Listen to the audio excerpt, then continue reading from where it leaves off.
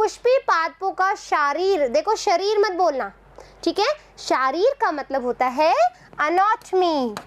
Anatomy का क्या मतलब होता है बच्चों? जो एनाटॉमी होती है उसका जो मीनिंग होता है यानी कि उसकी आंतरिक संरचना के बारे में हम देख रहे हैं। किसके बारे में देख रहे हैं? आंतरिक संरचना के बारे में। तो आंतरिक संरचना की हम जब बात करेंगे तो इसका क्या मतलब हुआ कि हम उसके इंटरनल स्ट्रक्चर के बारे में बात करेंगे। किसके? इस पुष्प के। अभी हमने पहला जो 5th चैप्टर देखा उसमें हमने उसकी शारीरिक यानी उसकी मॉर्फोलॉजी के बारे में बात करी। मूल कैसी होती है, तना कैसा होता है, पत्तियां कैसी होती है, किस तरीके से उसकी बाहरी आकार की देख करके हम फॉर्मूला बनाते हैं, है ना। लेकिन जब हम 6th चैप्टर की बात करेंगे तो यहाँ पर क्या होगा कि किस तरीके से आंतरिक संरचना है, उत्तक बन रहे हैं तो उत्तक की संरचना क्या है, लीफ बन रही है तो लीफ की आंतरिक संरचना क्या है। भारी संरचना तो हमने देख ली लेकिन अंदर का क्या, तो इसीलिए जो 6th चैप्टर है वो इसी पे बेसिक है कि एनाटॉमी क्या होगी इस फ्लावरिंग प्लांट की, उसकी आंतरिक संरचना कैसी होगी वो हमें इस चैप्टर में देखना है, ठीक है। तो शारीर, शारीर का मतलब शरीर नहीं है, आंतरिक संरचना इसका मीनिंग होता है, ठीक है। तो शरीर नहीं बोलना है, शारीर ही बोलना है। पौधों के भीतरी संरचना के अध्ययन को शारीर कहते हैं, यानी कि किसी भी प्लांट्स के, जो हम एंजियोस्पर्म प्लांट पढ़ रहे हैं, आवृत बीजी पादप पढ़ रहे हैं, उसका हम इंटरनल स्ट्रक्चर पे स्टडी कर रहे हैं, इसी को हम क्या बोल रहे हैं? एनाटॉमी ऑफ फ्लावरिंग प्लांट, यानी कि हम शारीर पढ़ रहे हैं उसका, किसका? पादप शरीर का, ठीक है। फिर पौधों में कोशिकाएं जो होती है आधारभूत कोशिका इकाई होती है, यानी कि cell is a unit of, अब जो भी जितना भी हमारा एक बॉडी है उसकी सबसे छोटी जो इकाई है वो कैसी होती है? कोशिका होती है। तो पौधों की कोशिका क्या है? सबसे आधारभूत इकाई है, ठीक है। फिर कोशिकाएं जो है उत्तकों में और उत्तक अंगों में संगठित रहते हैं। जो सेल्स हैं, जैसे किधर बनाऊं? यहाँ पर बना देती हूँ, देखो सेल, फिर उसके बाद में हमारा बनता है टिश्यू, ठीक है। टिश्यू यानी कि उत्तक कोशिका, उत्तक, फिर उत्तक के बाद में हमारा बनता है उत्तक तंत्र, इंग्लिश हिंदी में लिख देती हूँ। उत्तक तंत्र के बाद में बनता है हमारा अंग, फिर अंग के बाद में बनता है अंग तंत्र, फिर अंग तंत्र के बाद में ऑर्गन सिस्टम और शरीर, ठीक है। ये पूरी बॉडी बन जाती है इस तरीके से, ठीक है। यानी कि इंडिविजुअल बनता है यहाँ पर, इंडिविजुअल, फिर हमारी पॉपुलेशन, फिर पॉपुलेशन के बाद कम्युनिटी। ये थोड़ा सा बड़ा हो जाएगा, इतना ध्यान रखने की ज़रूरत नहीं है। अभी सिर्फ हमें जो मेन फोकस करना है, देखो ये पूरा एक शरीर का जो सबसे पहले, अब मैंने शरीर ही बोला है ना, बॉडी है ना, तो बॉडी का जो सबसे छोटा यूनिट है वो क्या हुआ? सेल हुआ, यानी कि कोशिका हुई, हाँ है ना। तो कोशिका हुई तो हमने यही तो बोला भाई कोशिका क्या है? आधारभूत है। फिर इन कोशिकाओं के मिलने से, है ना, मिलने से क्या बना? उत्तक, और उत्तक से क्या बना? उत्तक अंग, है ना। उत्तक अंग या उत्तक तंत्र पूरा जो टिश्यू सिस्टम बना, है ना। तो पौधों के भीतरी संरचना में अंतर होता है, डेफिनेटली होगा भाई, किसकी कोशिका कैसी है, किसी का उत्तक का जो संरचना है वो अलग अलग है, तो यही आज हमें पढ़ना है, ठीक है। तो उदाहरण जैसे है एंजियोस्पर्म में ही एक बीजपत्री व जो द्विबीजपत्री, यानी कि हमने पढ़ लिया अच्छे से, यानी कि मोनोकोटिलेडन और डाइकोटिलेडन क्या होता है ये तो पता है ना, इसकी संरचना पढ़ेंगे हम इसी चैप्टर में। बट अभी कोई आपसे पूछे कि भाई मोनोकोटिलेडन क्या है, एक बीजपत्री क्या है, बता पाओगे ना? हाँ है ना, 5th चैप्टर में पढ़ा है हमने। I am very serious right now. तो अभी हमको क्या करने का है कि हमें ये चीज़ें पता होनी चाहिए, तो पता होनी ही चाहिए, ठीक है, नहीं तो पढ़ने का कोई मतलब नहीं है। फिर की शारीरिकी में अंतर होता है। फिर भीतरी संरचना पर्यावरण के प्रति अनुकूलन को दर्शाती है। जो भीतरी संरचना है वो क्या बताएगी? इसके जो पर्यावरण है यानी कैसा वातावरण है, भीतरी संरचना ही क्यों बताएगी, बताओ। जैसे हम अपना एक एग्जाम्पल लें, यदि ठंड लगेगी तो अंदर से हमें फील होगा, हमारे सेंसेस जो ऑर्गन होते हैं वो क्या करेंगे? उसके प्रति रिस्पॉन्स करेंगे, रिस्पॉन्ड देंगे, तो हमें पता लगेगा कि हमें ठंडी लगी है, हमें सर्दी लगी है, हमें कुछ ओढ़ना है। यदि गर्मी लग रही है तो हमें स्वेटिंग आएंगी, इंटरनली तो आती है स्वेटिंग, बाहर से तो आएगा नहीं, है ना, अंदर से चेंजेस आएगा। तो same here for a plants, यहाँ पर पादप भी ऐसा ही फील करते हैं, ये भी सेंसिटिव होते हैं चीज़ों के लिए, बाहर के वातावरण के प्रति। बारिश होंगी तो ये ग्रीन हो जाएगी, जैसे आज आप अपने आसपास देख सकते हैं जितनी बारिश आ रही है इतना ग्रीनरी फैल रहा है, और आप जब सड़क पे जाते हो सुबह, आसपास में जो इतने सारे पौधे होते हैं, ठंडी ठंडी हवा चलती है, एक अलग ही मज़ा है ना। मुझे तो बहुत अच्छी लगती है नेचर। और यदि हम बात करें कि जैसे गर्मी होती है तो पत्ते मुरझा जाते हैं, पीले पड़ जाते हैं, पतझड़ आती है, तो इनके अंदर की तो संरचना कार्य कर रही है ना, तो भीतरी संरचना क्या हो रही है, पर्यावरण के प्रति अनुकूलन को दर्शा रही है और प्रतिकूल अवस्था में वो सिम्टम्स भी शो करते हैं। ठीक है, फिर हम देखेंगे ये क्या है, कोशिका की संरचना है, किसकी, पादप कोशिका है ये। ठीक है, पादप सेल है, पूरा प्लांट सेल है, जिसमें प्लांट सेल में देख लो ये बाहरी जो होती है उसको हम एक जंतु की कोशिका और एक पादप की कोशिका में क्या डिफरेंस होता है उसकी भित्ति का, है ना। जो जंतु कोशिका होती है उसमें भित्ति नहीं पाई जाती है, जबकि जो पादप कोशिका होती है उसमें जो सेल वॉल है वो प्रेजेंट होती है और इसके अंदर ऑर्गेनेल्स होते हैं बहुत सारे जो अलग अलग कार्य करते हैं। फिर हम देखेंगे उत्तक, जो हमारा मेन मुद्दा है इस चैप्टर का। ठीक है, उत्तक पढ़ेंगे, फिर मूल तंत्र पढ़ेंगे, फिर तना तंत्र पढ़ेंगे, फिर एक बीजपत्री, फिर द्विबीजपत्री, ऐसे करके सब कुछ जान लेंगे हम पौधे के बारे में इस 6th चैप्टर के द्वारा। ठीक है, मतलब आप समझ लो कि हमने जैसे जैसे अब पौधों के बारे में पढ़ रहे, पादप जगत के बारे में पढ़ रहे हैं, ऐसे ही फिर हम जंतु जगत के बारे में पढ़ेंगे तो चीज़ें हमें बहुत, फिर आपको पता है क्या लगेगा, अरे ये प्लांट्स, हाँ मुझे पता है इंटरनल चीज़। यदि आप इंटरेस्ट से पढ़ोगे ना तो आप को रिलेट कर पाओगे चीज़ों को, आपको अच्छा लगेगा कि हाँ हम समझ रहे हैं उसको, कैसा फील हो रहा है, तो ये बहुत अच्छी बात है ना। उत्तक यानी कि टिश्यू, उत्तक यानी कि टिश्यू, कोशिकाओं का ऐसा समूह जो उद्भव, उद्भव का यानी कि उत्पत्ति, है ना। उत्पत्ति बोले तो ओरिजिन, कि जो प्लांट्स हैं उसमें जो सेल्स हैं, जो कोशिकाएं हैं, यदि उनका समूह यानी कि ग्रुप ऑफ सेल्स, है ना, ग्रुप ऑफ सेल्स यानी कोशिकाओं का समूह जिनकी उत्पत्ति और कार्यों में समानता हो, है ना, जो अपनी उत्पत्ति की वजह से और कार्य फंक्शंस के हिसाब से आप एक दूसरे से सिमिलर है, समानताएं दिखा रही है, तो उन कोशिकाओं के समूह को हम क्या बोलेंगे, उत्तक बोलेंगे, टिश्यू बोलेंगे।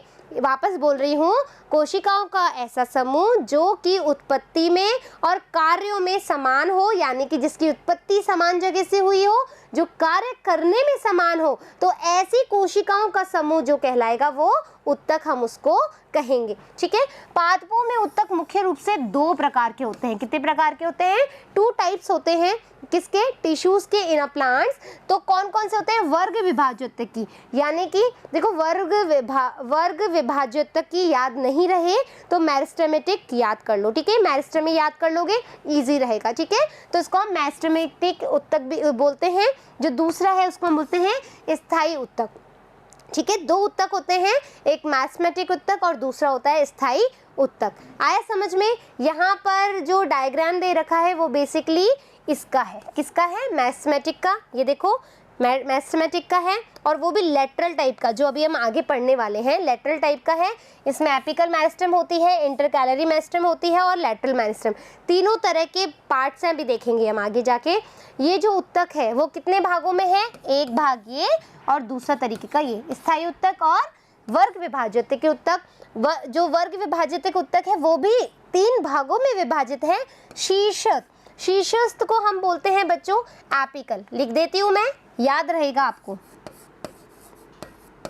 Apical meristem tissue.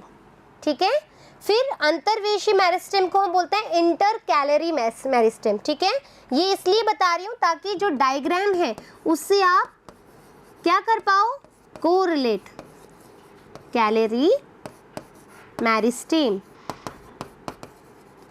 फिर जो सबसे वाला है नीचे वाला उसको हम बोलते हैं लेटरल मेरिस्टेम। ठीक है, इसको हम पार्श्वी को क्या बोलते हैं, लेटरल मेरिस्टेम।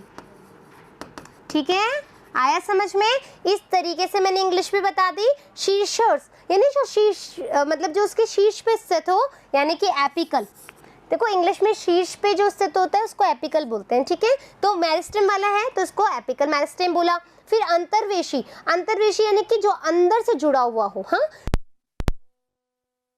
कैलरी यानी कनेक्टेड, ठीक है, इंटरकैलरी मेरिस्टेम टिश्यू।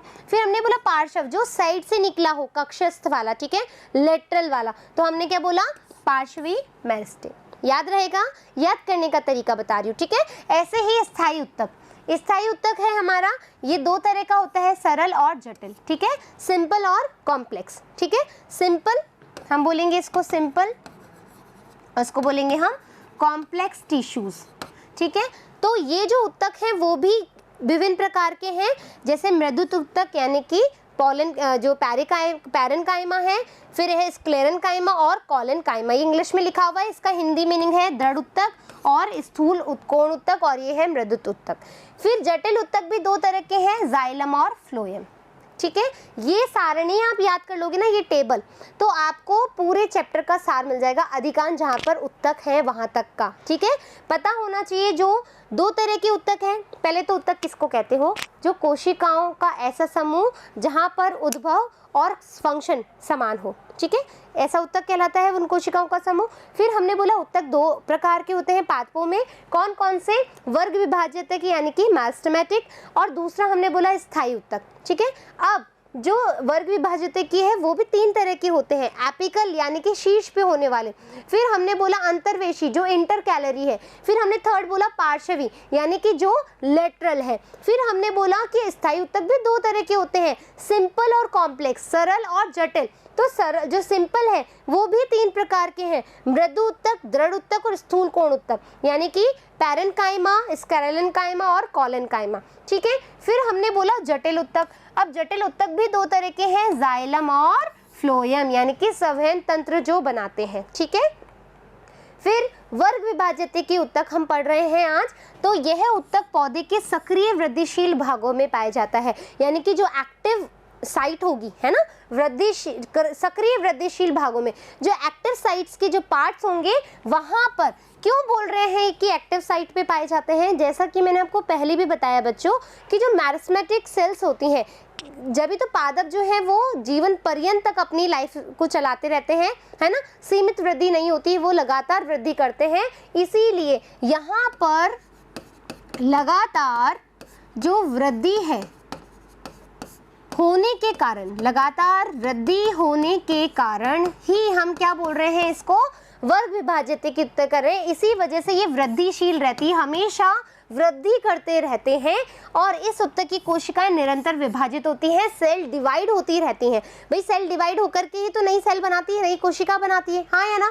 तो सेल कंटिन्यूअसली डिवाइड होती रहेगी, निरंतर विभाजन करेगी, इनसे नई कोशिकाओं का निर्माण होगा। क्या होगा, नई कोशिकाओं का निर्माण होगा, और इस क्षेत्र को हम मेरिस्टेम कहते हैं, और ग्रीक भाषा में मेरिस्टो। याद रखने वाली बात है, पूछा जा सकता है वन वर्ड में मेरिस्टो क्या है, तो ग्रीक भाषा से मेरिस्टेम को लिया गया है, जिसका मीनिंग होता है विभाजित होना, डिवाइड होना।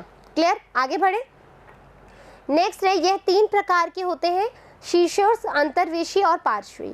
ये शीर्षस्थ, अंतर्वेशी और ये है पार्श्वी, जो लेटरल में निकले हुए होते हैं, ठीक है। फिर है शीर्षस्थ क्या है, तो यह उत्तक पौधे के शीर्ष भाग पर पाया जाता है। ये जो उत्तक है वो पौधे के शीर्ष भाग पर, ये दिख रहा है यहाँ पे, ये शीर्ष भाग दिख रहा है, तो यहाँ पर जो होगा वो कौन सा होगा, एपिकल। कौन सा होगा, एपिकल टिश्यू होगा, एपिकल मेरिस्टेम टिश्यू होगा। उदाहरण जड़ के शीर्ष पर और प्ररोह के शीर्ष पर, यानी कि ये क्या होता है, इसको इंग्लिश में लिखते हैं। आप ये सोच रहे होंगे कि मैम इंग्लिश की जरूरत नहीं है, लेकिन जरूरत है, ठीक है। Shoot apical meristematic tissue, meristematic tissue, ठीक है। और ऐसे ही जड़ है तो रूट एपिकल, ठीक है। तो अब कैसे पता लगेगा, जैसे कि देखो, ठीक है, तो ये जो शीर्ष है, ठीक है, मूलांकुर वाला, यहाँ पर भी ये होगा एपिकल वाला, और जो तना है उसके शीर्ष पर होगा, तो यहाँ पर भी होगा एपिकल। तो ये एपिकल होगा शूट वाला, और ये एपिकल होगा रूट वाला, यानी कि जड़ वाला, और ये होगा तने वाला।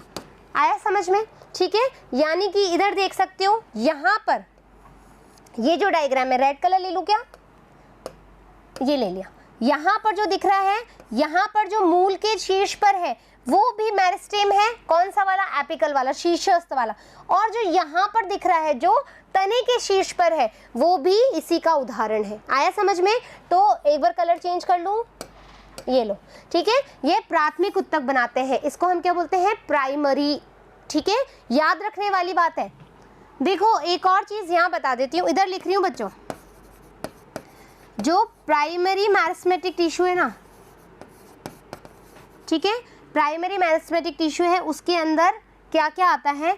उसके अंदर आता है हमारा एपिकल और इंटरकैलरी। इंटरकैलरी, अब एपिकल बोले तो शीर्षस्थ वाला, ठीक है, और इंटरकैलरी बोला तो अंतर्वेशी वाला, है ना, अंतर्वेशी वाला। तो इस तरह ये दोनों जो होंगे वो प्राइमरी मेरिस्टेम में यानी कि प्राथमिक उत्तक में आते हैं। आपसे पूछा जा सकता है शीर्षस्थ मैरिस्मेटिक टिश्यू और अंतर्वेशी मैरिस्मेटिक टिश्यू किसके हैं? तो आप बोलोगे प्राइमरी उत्तक के, यानी कि प्राथमिक उत्तक के ही क्या है, वो है, भाग है। ठीक है, मूल शीर्षस्थ को बोलते हैं मूल के शीर्ष पर, ठीक है, जो मूल शीर्षस्थ मेरिस्टेम यानी कि रूट एपिकल मेरिस्टेम है ना, उसको बोलते हैं जो मूल के शीर्ष पर पाई जाती है। तना शीर्षस्थ मेरिस्टेम जो कि तने के शीर्ष पर पाई जाती है। फिर हम देखेंगे कक्षीय कली। कक्षीय कली पत्तियों के बनने तथा तने की लंबाई के समय जब पत्तियां बनती हैं, मैंने बताया था आपको नोट्स बनती है, हाँ, कली बनती, कक्षस्थ कली बनती है। तो पत्तियों के बनने तथा तने की लंबाई के समय कुछ कोशिकाएं शीर्षस्थ मेरिस्टेम यानी कि कहाँ पाई जाएगी? शूट एपिकल मेरिस्टेम के पीछे। शूट एपिकल मेरिस्टेम जो शीर्षक भाग पर है उसके पीछे की तरफ रह जाती हैं और ये कोशिकाएं कक्षीय कली कहलाती है। ठीक है, जैसे कि आप देख सकते हो इधर ये इधर ये देखो, मान लीजिए कि ये हमारा शीर्ष है, ठीक है, यहाँ पर देखो इसके पीछे की तरफ से कलियां निकलती है, ये वो मेन है, तो मेन के पीछे से निकलेंगी, तो यहाँ पर हम जो बोलेंगे वो क्या बोलेंगे कि इस तरह की जो कलियां निकलेगी वो कक्षस्थ कलियां कहलाएगी या कक्षीय कलियां कहलाएंगी। ये कलियां पत्तियों के कक्ष पर स्थित होती हैं और इन कलियों से शाखा अथवा फूल बनते हैं। आगे समझ में? फिर अंतर्वेशी, ये दूसरा टाइप का है इंटरकैलरी। ठीक है, इंटरकैलरी, ठीक है, यह उत्तक पौधों के पत्तियों के आधार पर, जो पत्तियों की आधार होती है, पर्ण व पर्ण संधियों में पाया जाता है। आपसे पूछा जाता है इंटरकैलरी जो मैरिस्टेमेटिक टिश्यू है वो उनका कहाँ पर अक्रेंस होता है, कहाँ पर पाया जाता है? तो आप बोलोगे कि यह उत्तक पौधों की पत्तियों के आधार पर्ण और पर्व संधियों पर या पर्ण संधियों पर पाए जाते हैं। ये स्थायी उत्तकों के मध्य स्थित होते हैं। और कहाँ स्थित होते हैं? जो स्थायी उत्तक है ना, वहां पर ये स्थित होते हैं। ये घास में पाए जाते हैं। क्या पाए जाते हैं? ये घास में पाए जाते हैं। ये उत्तक शाकाहारियों द्वारा खाए गए भाग को पुनर्जीवित करते हैं। देखो इनका क्या मेन फंक्शन है? इनका मेन फंक्शन है, यदि जैसे घास जो है चारे की तरह यूज में आती है, यदि घास को खा रहे हैं, जो घास उगी हुई है ना कि तोड़ी हुई घास को खा रहे हैं, खा के चले गए, तो इसका मतलब ये थोड़ा ना कि वो उगेगी नहीं, उसमें मैरिस्टेमेटिक टिश्यू है। कौन सा? इंटरकैलरी वाला। तो वो क्या करेंगे? उनको जो मर गई है जो सेल्स, उनको वापस से जीवित करेंगे। क्यों? क्योंकि वो डिवाइड होती रहती हैं। डिवाइड होंगी तो नई कोशिकाओं का निर्माण होगा और वापस से घास उग जाएगी। आया समझ में? शीर्षस्थ मेरिस्टेम व अंतर मेरिस्टेम, ठीक है, दोनों ही प्राथमिक मेरिस्टेम होते हैं। मैंने आपको बताया अभी पीछे, ठीक है, क्योंकि ये पौधे की प्रारंभिक अवस्था में आते हैं, यानी कि ये फर्स्ट जो मतलब स्टार्टिंग की जो अवस्था में आते हैं और प्राथमिक या पूर्ववर्ती पादप काय बनाने में सहायता करते हैं। जो स्टार्टिंग की जो प्लांट बनता है ना, उसको बनाने में ही सहायक होते हैं। कौन कौन से? जो एपिकल मेरिस्टेम है और ये इंटरकैलरी जो मेरिस्टेम है, यानी कि जो अंतर्वेशी है और जो शीर्षस्थ मेरिस्टेम है, दोनों किसके भाग हैं? प्राइमरी उत्तक के, यानी कि प्राथमिक उत्तक के प्राइमरी टिश्यू के भाग हैं। क्यों है? क्योंकि ये इनिशियल लेवल पे जो स्टार्टिंग लेवल होता है पादप के निर्माण का, उसमें पार्टिसिपेट करते हैं। डन। नेक्स्ट है पार्श्वीय या द्वितीयक मेरिस्टेम। पार्श्वीय द्वितीयक मेरिस्टेम ये उत्तक पौधों के मूल तथा परों के परिपक्व क्षेत्रों में होते हैं, तो इसलिए इनको हम द्वितीय उत्तक भी कहते हैं, द्वितीयक उत्तक का भाग कहते हैं। क्यों?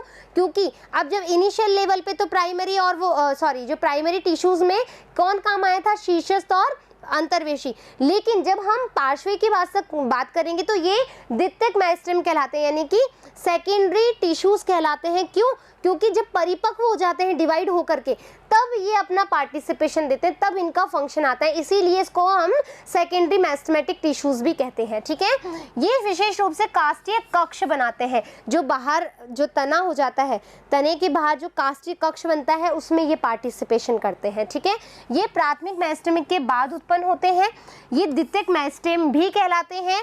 ये सिलिंड्रिकार मेरिस्टेम में होते हैं, क्योंकि तना कैसा होता है, तना गोल होता है, उसके बाद जो कॉर्क बनती है उसमें ये पार्टिसिपेशन करते हैं। उदाहरण पुलीय कैम्बियम, अंतरापुलीय कैम्बियम और कॉर्क कैम्बियम, यानी कि सीधा सा याद कर लो, कैम्बियम इसका उदाहरण है। क्या है? कैम्बियम इसका एग्जाम्पल है। फिर हम देखेंगे परिपक्व कोशिकाएं। अभी हमने कक्षीय कोशिकाएं देखी थी जो साइड से निकल रही है, कहाँ पर? एपिकल मेरिस्टेमेटिक शूट, मतलब जो शीर्षक जो था मेरिस्टेम था उसके पीछे से, और वो पत्तियों के साथ में टच में लगी रहती है। अब परिपक्व कोशिकाएं क्या है? प्राथमिक व द्वितीयक दोनों मेरिस्टेमों में कोशिका विभाजन के बाद जैसे ही सेल डिवीजन होता है तो नई नई कोशिकाएं बनती है। क्या बनती है? न्यू सेल्स बनती हैं। फिर ये कोशिकाएं रचनात्मक व क्रियात्मक रूप से विशिष्ट होती हैं। अब यहाँ पर सेल्स जो हैं वो फंक्शनली और उनकी जो एक्टिविटी है उसके हिसाब से वो क्या है? एक दूसरे से डिफरेंट है, अब एक दूसरे से विभिन्न है, तो इनमें विभाजन की क्षमता नहीं होती, यानी कि अब डिवाइडेशन खत्म हो गया है। अब सेल डिवाइड नहीं करेगी। क्यों? क्योंकि वो मैच्योरेशन की स्टेज पे आ चुकी है, परिपक्व हो चुकी है। परिपक्व होने के बाद में सेल डिवीजन नहीं होगा। ठीक है, ऐसी कोशिकाएं स्थायी या परिपक्व कोशिकाएं बनेगी। देखो, हमने एक बार यहाँ पर होल्ड कर रही हूँ, याद रखना अभी अपन यहाँ पे हैं, लेकिन कुछ चीज़ बता रही हूँ, थोड़ा बहुत पीछे जाना पड़ेगा हमें, यहाँ पर नहीं, यहाँ पर। देखो, हमने बोला था वर्ग विभाजित उत्तक, ये तीनों हो गया, तीनों हो गया। तीनों में अब क्या होगा? जैसे ही हम लेटरल पे जाएंगे, यानी कि पार्श्वी पे जाएंगे, यहाँ पर ये सेकेंडरी बना लेता है। सेकेंडरी यानी कि अब ये मैच्योरेशन की स्टेज पे जाएगा, तो जैसे ही मैच्योर पे जाएगा तो ये किस में कन्वर्ट हो जाएगा? परिपक्व कोशिकाओं में। ठीक है, परिपक्व कोशिकाएं जो होगी वो आगे जाकर के स्थायी उत्तक में बदल जाती है। आया समझ में? ये चीज़ बताने के लिए मैंने वहाँ होल्ड कराया आपको कि चीज़ें आपको समझ में आ जाए। ऐसा नहीं है कि यहाँ पर हम कुछ और पढ़ रहे हैं, वहाँ पर कुछ ऐसा पढ़ रहे हैं। ऐसी कोशिकाएं स्थायी या परिपक्व कोशिकाओं कहलाती है। ये कोशिकाएं स्थायी उत्तक बनाती है, जैसा कि अभी हमने पढ़ा। ठीक है, पौधे की प्रारंभिक काय बनने के समय, जो प्रारंभिक काय जो बनती है उस समय मेरिस्टेम में विशेष क्षेत्रों में, जो मेरिस्टेमेटिक टिश्यू है उसके जो विभिन्न क्षेत्र हैं, ठीक है, जैसे हमने मूल में पढ़े थे सारे क्षेत्र, है ना, वैसे ही तो त्वचीय उत्तक, भरण उत्तक और संवहन उत्तक बनते हैं। यानी कि आगे जो हम ये उत्तक पढ़ेंगे वो बता रहा है ये। ठीक है, फिर इस तरीके से हमने क्या किया कि अब जो हमारा नेक्स्ट पार्ट आएगा उसमें हम क्या पढ़ेंगे? सरल जो स्थायी उत्तक है। अभी हमने आज क्या पढ़ा कि जो पादप है उसकी आंतरिक संरचना को हम शारीरी कहते हैं। शारीरी के अंतर्गत हम कोशिकाओं के बारे में, उनके उत्तकों के बारे में पढ़ते हैं। फिर उत्तक हमने दो टाइप्स के पढ़े, वर्ग विभाजित उत्तक जिसको हमने मेरिस्टेमेटिक टिश्यू कहा, फिर हमने बोला एक स्थायी उत्तक होता है। फिर मेरिस्टेमेटिक टिश्यू के भी तीन भाग होते हैं, शीर्षस्थ और अंतर्वेशी और लेटरल यानी पार्श्वीय। फिर हमने बोला जो स्थायी उत्तक है वो भी दो तरह के होते हैं, सरल उत्तक और जटिल उत्तक। सरल उत्तक जो होते हैं वो भी तीन तरह के होते हैं, पैरेन्काइमा, कॉलेन्काइमा और स्क्लेरेन्काइमा। और जो जटिल उत्तक है वो भी दो तरह के होते हैं, फ्लोएम और जाइलम, जिसमें हमने वर्ग विभाजित की पढ़ा, यानी कि मेरिस्टेमेटिक टिश्यूज़ के बारे में पढ़ा कि किस तरीके से जो पार्श्वी हैं, जो अंतर्वेशी हैं और शीर्षस्थ है उसमें क्या क्या होता है। इसी के साथ में हमने परिपक्व कोशिकाएं पढ़ ली जो आगे जाकर के जो स्थायी उत्तक बनाती है, जो हम नेक्स्ट पार्ट में पढ़ेंगे। तो सारा सार मैंने वापस से बता दिया विद इन 2 मिनट्स। आपको भी ऐसे ही पढ़ना है कि चीज़ें आपके पूरे टंग पे आ जाए, पूरे टिप्स पे आ जाए। ठीक है, फिर मिलेंगे नेक्स्ट पार्ट के साथ में। धन्यवाद।